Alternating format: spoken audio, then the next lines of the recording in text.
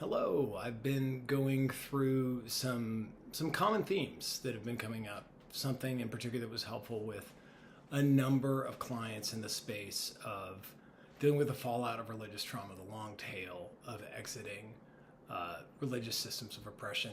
In my world, that usually means the American Christian Church.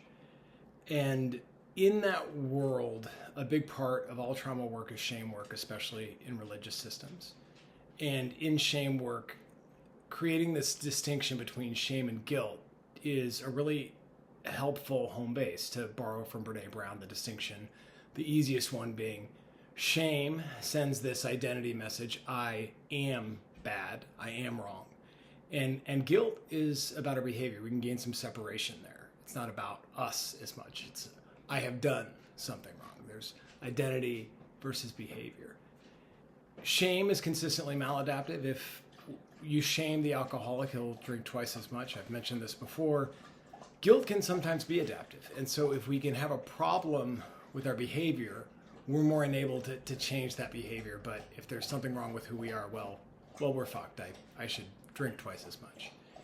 And there's this added distinction that I've been seeing in not only can we ask this question of, okay, what am I feeling in my body? These feel similar in the body, usually down in the gut, shame and guilt. But can I slow down and reframe from this feeling of shame to guilt? That can be very helpful. And I've seen this other layer recently, coming from this Christian message of to merely think about doing something. That's the sin.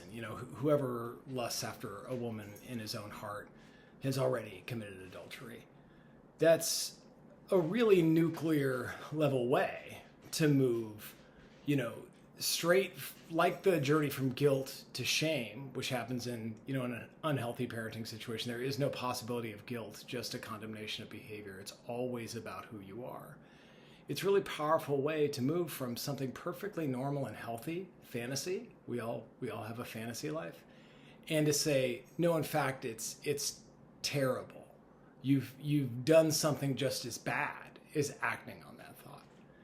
And so trying to open up this space to normalize fantasy, to allow for fantasy, to not call it something bad, but something good, something that we can indulge in, so long as we hold these fantasies loosely and not as concrete things that must happen or we need to happen to be happy.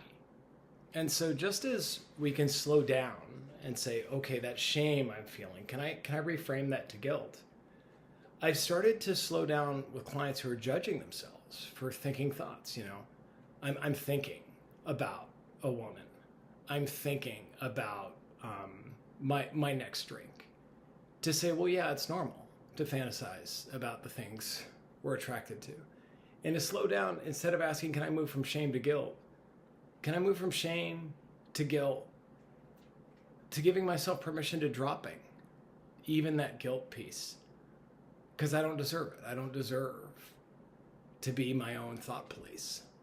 And so if that's something you struggle with, I want you to have that frame. Be able to ask yourself, can I simply let myself off the hook for having a fantasy life, as all humans do? I haven't done anything. Therefore, I haven't done anything wrong. Therefore, I am not anything bad. Thanks.